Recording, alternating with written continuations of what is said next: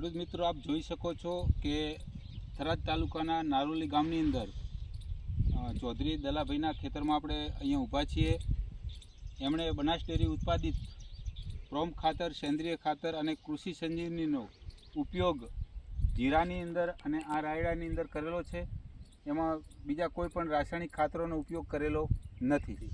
તો ખેડૂતને પણ સંપૂર્ણ સંતોષ છે ને આપ પણ અહીંયા ચિત્રમાં જોઈ શકો છો બંને પાક જીરું અને રાયડો કે ભરપૂર માત્રાની અંદર એ પાક લહેરાઈ રહ્યો છે અને એનું ઉત્પાદન પણ બહુ સારું જોવા મળી રહ્યું છે।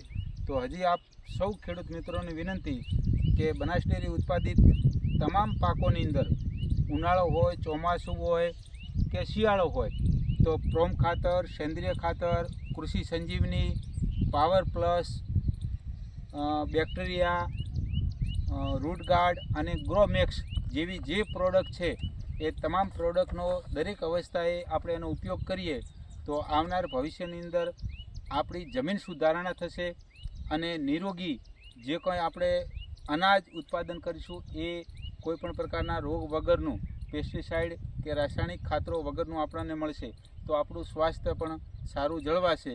એ માટે આપ સૌને મારી વિનંતી કે બનાસ ડેરી ઉત્પાદિત ઓર્ગેનિક ખાતરોનો આપણે ઉપયોગ કરીએ, આપણી જમીન બચાવીએ, આપણું આરોગ્ય બચાવીએ। જય બનાસ।